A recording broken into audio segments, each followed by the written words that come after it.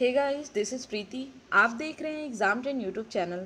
Friends, आज हम लोग डिस्कस करने वाले हैं 30 मार्च के करंट अफेयर। आज जो भी इंपॉर्टेंट क्वेश्चंस होंगे उसको हम लोग इस वीडियो में कवर करेंगे। शुरू करने से पहले मैं चाहूँगी कि अगर आपने चैनल को सब्सक्राइब नहीं किया है तो चैनल को सब्सक्राइब कर लें और बेल आइकन पर जरूर प्रेस करें।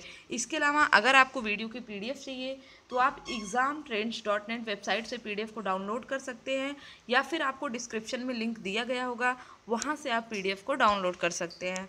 ठीक, अगर आप कॉम्पिटिटिव एग्जाम की तैयारी करते हैं तो इन सभी विषयों के लिए हमारे चैनल को सब्सक्राइब कर सकते हैं और प्लेलिस्ट में फ्री वीडियो क्लासेस देख सकते हैं। तो आइए देखते हैं कि हमारा पहला क्वेश्चन क्या है। आज का पहला क्वेश्चन है हमारा कि हाल ही में इसरो ने किस नाम से युवा वैज्ञानिक कार्यक्रम लॉन्च किया है। तो इसरो ने युविका नाम से एक युवा वैज्ञानिक कार्यक्रम लॉन्च किया है। जैसा कि इसके नाम से ही समझ में आ जा रहा है कि यह किससे संबंधित है। युवा के लिए कोई ना कोई इम्पोर्टेंट अनाउंसमेंट होगी। तो देखते हैं कि क्या है इम्पोर्टेंट अनाउंसमेंट। यहाँ पे देखिए, इसरो ने युविका कार्यक्रम में बताया कि प्रत्येक राज्य और केंद्र शासित प्रदेश से 9वीं कक्षा के 3 छात्रों को सेलेक्ट किया जाएगा और उन्हें इसरो के केंद्र में जाने तथा जो भी प्रख्यात वैज्ञानिक होंगे उनसे बात करने का मौका मिलेगा। ठीक, तो याद रखिएगा, जितने भी राज्य और केंद्र शासित प्रदेश हैं वहाँ के 9वीं कक्षा में पढ़ने वाले 3 छात्रों को सेलेक्ट किया जाएगा। ठीक, तो ऐसा किया गया है किस कार्यक्रम के तहत? युविका कार्यक्रम के तहत, जो कि किसके द्वारा इंट्रोड्यूस कराया गया है? इसरो के द्वारा इंट्रोड्यूस कराया गया है। अब हम लोग इसरो के फुल फॉर्म की बात जान लेते हैं। इसरो का फुल फॉर्म है इंडियन स्पेस रिसर्च ऑर्गेनाइजेशन। ठीक, और वर्तमान में इसके अध्यक्ष कौन है? इसके अध्यक्ष हैं के सिवान।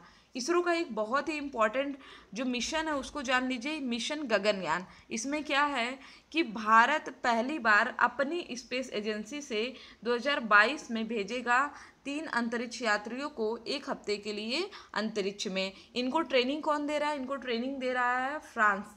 प्रशिक्षण कौन दे रहा है इन वैज्ञानिकों को? फ्रांस के द्वारा प्रशिक्षण दिया जा रहा है। ठीक, चलिए अगले क्वेश्चन की बात करते हैं। अगला हमारा कि हाल ही में किस हवाई अड्डे को लगातार 7वीं बार दुनिया का सर्वश्रेष्ठ उड्डयन हब बताया गया। इस हवाई अड्डे का नाम है चांगी हवाई अड्डा। अब हमें अभी जानना होगा कि चांगी हवाई अड्डा कहाँ पे पड़ता है। तो देखिए, ये जो आप इमेज देख रहे हैं ये इमेज है चांगी हवाई अड्डे की, और यह कहाँ पे है? सिंगापुर में। बात आती है कि यह रिपोर्ट किसके द्वारा दी जाती है, तो sky tracks world airport award में यह दिया गया है।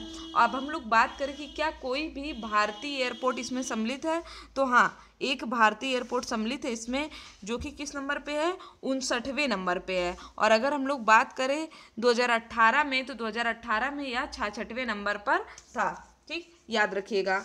अभी इंदिरा गांधी हवाई अड्डा दिल्ली का जो है वह कौन से नंबर पे? 59वें। अच्छा, चांगी हवाई अड्डे को क्यों लगातार 7 बार से दुनिया में सर्वश्रेष्ठ उड्डयन हब बताया जा रहा है? उसका रीज़न है, यहाँ जो हवाई अड्डे का छत है उस पर स्विमिंग पूल बने हैं, 24 घंटे चलने वाले फिल्म थिएटर, शॉपिंग मॉल, ये सभी चीज़ें वहाँ पे अवेलेबल हैं। तो इस वजह से इसको घोषित किया जा रहा है बार बार दुनिया का सर्वश्रेष्ठ उड्डयन हब। ठीक, चलिए अगले क्वेश्चन की बात करते हैं। अगला क्वेश्चन हमारा कि मॉकड्रिल जो हाल ही में चर्चा में है उसका संबंध किससे है? तो मॉकड्रिल संबंधित है क्रिकेट से। अब आपको समझ में नहीं आ रहा होगा कि आखिर यह कैसे क्रिकेट से संबंधित है, हालांकि बहुत से लोगों को पता भी होगा। तो देखिए, ये रन आउट करने का एक तरीका है।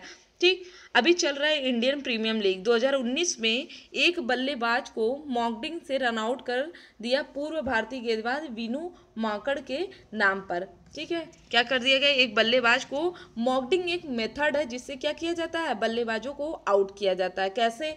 मॉकड्रिल में नॉन स्ट्राइकर बल्लेबाज को बॉलर द्वारा गेंद फेंकने से पहले ही आउट कर दिया जाता है। ठीक, यह किसके नाम पे रखा गया इसका नाम मॉकड्रिल? तो यह करते थे कौन? वीनू मांकड़। कौन करते थे? वीनू मांकड़। इन्हीं के नाम पर इसका नाम क्या रख दिया गया है? मॉकड्रिल रख दिया गया है। ठीक, याद रखिएगा। अगला क्वेश्चन हमारा कि हाल ही में मोजाम्बिक के चक्रवात से प्रभावित क्षेत्रों में राहत सामग्री के साथ कौन सा भारतीय पोत पहुंचा? तो INS मगर पहुंचा है। कौन सा है? INS मगर। मैंने आपको पढ़ाया था कुछ दिन पहले करंट अफेयर में कि मोजाम्बिक में तूफान आया है जो कि भारी तबाही मचा रहा है, तो इसी में हेल्प करने के लिए INS मगर ने 300 टन राहत सामग्री को लेकर के मुंबई के पोर्ट बीरा से निकला है। कहाँ के लिए? मोजाम्बिक के लिए। इसके अलावा इसके पहले सुजाता, शार्दुल और INS सारथी ये सभी जा चुके हैं और यह चौथा युद्धपोत है। ठीक, अगला क्वेश्चन हमारा, हाल ही में BCCI का नया तदर्थ एथिक्स ऑफिसर किसे नियुक्त किया गया है? तो सबसे पहले तो आप लोग एथिक्स ऑफिसर का नाम समझ लीजिए कि इसका रोल क्या होता है। इसका रोल होता है लोकपाल का। मतलब समझ में आया? लोकपाल का मतलब ये कि जैसे लोकपाल का काम क्या है? भ्रष्टाचार को कम करना। तो उसी तरह इनका काम क्या है? इनका काम है कि जो BCCI में अगर किसी भी प्रकार का कोई भ्रष्टाचार हो रहा है तो उसको समाप्त करने के लिए वहाँ पे एथिक्स अफसर के रूप में नियुक्त किए जाते हैं। तो यहाँ पे नियुक्त किया गया है DK जैन को। किसे नियुक्त किया गया है? DK जैन को। किस रूप में? एक तदर्थ एथिक्स ऑफिसर के रूप में। देखते हैं कि इनका कार्यकाल कितना होता है। इनका कार्यकाल है 1 साल। BCCI में अगर कोई भी एथिक्स अफसर नियुक्त होता है तो उसका कार्यकाल कितना होगा? 1 साल का उसका कार्यकाल होगा। अब हम लोग जान लेते हैं कि अच्छा एक चीज़ और है कि यह किसकी केस की सुनवाई के लिए गए, किसके छानबीन के लिए कर रहे हैं? तो वर्तमान में हार्दिक पांड्या और KL राहुल से जुड़े विवादों की छानबीन कर रहे हैं एथिक्स अफसर DK जैन। ठीक, अब BCCI ने को नियुक्त किया है तो BCCI का फुल फॉर्म भी जान लेते हैं। इसका फुल फॉर्म है the board of control for cricket in India, जिसके अध्यक्ष कौन है? CK खन्ना। और इसकी स्थापना कब हुई थी? इसकी स्थापना हुई थी 1928 में। अब यहाँ पे एथिक्स अफसर का मतलब हमने क्या पढ़ा? लोकपाल पढ़ा। तो आपको पता है कि भारत को भी उसका पहला लोकपाल मिल चुका है जिसका नाम क्या है? PC घोष या फिर पिनाकी चंद्र घोष। इससे रिलेटेड मैंने वीडियो आपको पढ़ा दिया है, तो आप हमारे प्लेलिस्ट में जा करके देख सकते हैं, आपको वीडियो मिल जाएगा लोकपाल। नेक्स्ट है हमारा कि विश्व का सबसे ऊंचा पोलिंग स्टेशन तासी गंग भारत के किस राज्य में स्थित है? यह स्थित है हिमाचल प्रदेश में। कहाँ पे स्थित है? हिमाचल प्रदेश में। इसके पहले यह खिताब किसके पास था? तो हिक्किम नाम की एक जगह थी, उसके पास यह खिताब था जो कि 14,000 फीट ऊंचाई पर स्थित था। वह सबसे ऊंचा पोलिंग स्टेशन था। और यह कहाँ पे स्थित है? तो यह हिमाचल प्रदेश के लाहौल स्पीति जिले में स्थित है जो कि 15,256 फीट ऊंचाई पर स्थित है। विश्व का सबसे ऊंचा पोलिंग स्टेशन। यह किस क्षेत्र में आता है? तो मंडी लोकसभा क्षेत्र में आता है, जिसमें 17 विधानसभा निर्वाचन क्षेत्र है और यह भारत का दूसरा सबसे बड़ा निर्वाचन क्षेत्र भी है। अब थोड़ा सा हिमाचल प्रदेश के बारे में भी जान लेते हैं। देखिए हिमाचल प्रदेश क्या है? इसकी कैपिटल है शिमला और इसकी 2 कैपिटल है। दूसरी कैपिटल का नाम क्या है? धर्मशाला। यहाँ के CM कौन है वर्तमान में? यहाँ के CM है जयराम ठाकुर।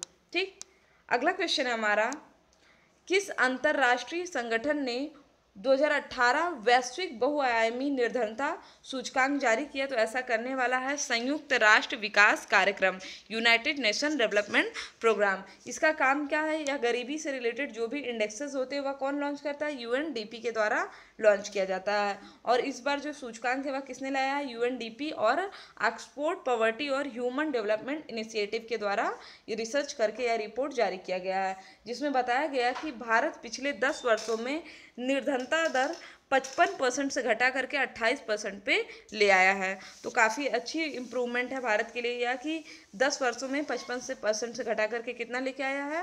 28% पे ले आया है।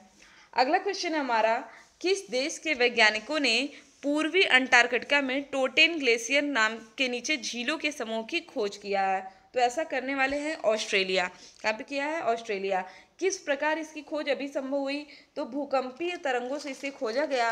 और अगर हम लोग बात करें कि टोटेन ग्लेशियर की चौड़ाई या मोटाई कितनी है, तो 30 किलोमीटर चौड़ा है और 2 किलोमीटर मोटा है। और माना जा रहा है कि अगर यह पिघल गया तो पूरे विश्व में जो जल स्तर की वृद्धि है वो कितना होगी? 7 मीटर की वृद्धि हो जाएगी। ठीक, अब ऑस्ट्रेलिया से रिलेटेड कुछ इंपॉर्टेंट क्वेश्चन जान लेते हैं। जैसे ऑस्ट्रेलिया की कैपिटल क्या है? ऑस्ट्रेलिया की कैपिटल है कैनबरा। और आपको पता है कि 2019 में 2018 में पहली बार भारत ने 71 सालों बाद ऑस्ट्रेलिया में जीत हासिल किया था। ठीक, 71 साल से भारत ने ऑस्ट्रेलिया के साथ कोई भी मैच नहीं जीता था। इसके अलावा ऑस्ट्रेलिया में पाए जाते हैं डाउन्स घास के मैदान। ठीक, और कैपिटल मैंने आपको बता दिया कैनबरा।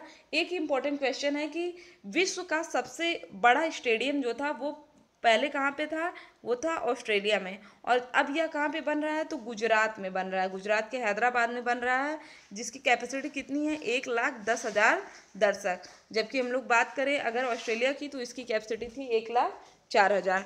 ठीक, तो ये थे हमारे आज के इम्पोर्टेंट क्वेश्चन।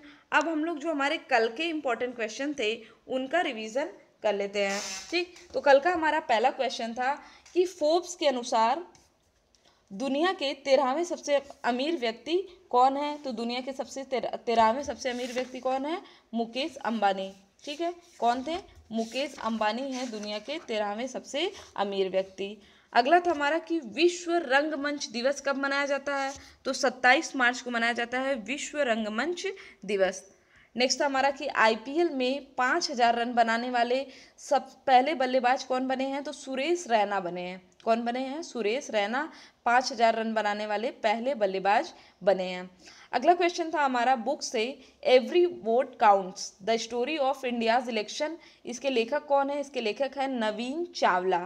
ठीक, अगला था हमारा कि विंजू मरी अनुसुईया का निधन हो गया, वह किस राज्य की लोक कलाकार थी, तो वह आंध्र प्रदेश की लोक कलाकार थी। इसके अलावा अगला क्वेश्चन था हमारा कि वायरलेस चार्जिंग की सुविधा देने वाला पहला शहर कौन सा है, तो ओस्लो। ओस्लो आपको पता है कि नॉर्वे की राजधानी है, और नॉर्वे दुनिया में सबसे ज़्यादा इलेक्ट्रिक वाहन रखने वाला देश भी है। उसने वायरलेस चार्जिंग की सुविधा देने वाला पहला शहर बन गया। फिर था हमारा कि सबसे बड़ा विश्व का ई वेस्ट रिसाइकलिंग हब की शुरुआत किसने किया, संयुक्त अरब अमीरात ने किया है। नेक्स्ट है हमारा कि ग्लोबल टीचर प्राइज़ किसे दिया गया, पीटर तबीची को। या अफ्रीका से बिलोंग करते हैं पीटर तबीची, इन्हें दिया गया है ग्लोबल टीचर प्राइज़। एंड उसके बाद था हमारा कि ट्यूरिंग पुरस्कार जिसे तकनीकी का नोबेल कहा जाता है, कितने वैज्ञानिकों को दिया गया, तो 3 वैज्ञानिकों को दिया गया। तो ये थे हमारे important question and I hope कि आपको वीडियो पसंद आया होगा। वीडियो पसंद आया तो चैनल को सब्सक्राइब करें, शेयर करें और लाइक करना ना भूलें। डेली अपडेट्स पाने के लिए बेल आइकन पर जरूर क्लिक करें। इसके अलावा अगर आपको पीडीएफ डाउनलोड करना है तो डिस्क्रिप्शन में आपको लिंक दिया होगा, वहाँ से आप पीडीएफ को डाउनलोड कर सकते हैं। तो आज के लिए बस इतना ही। Thank you friends, thank you so much.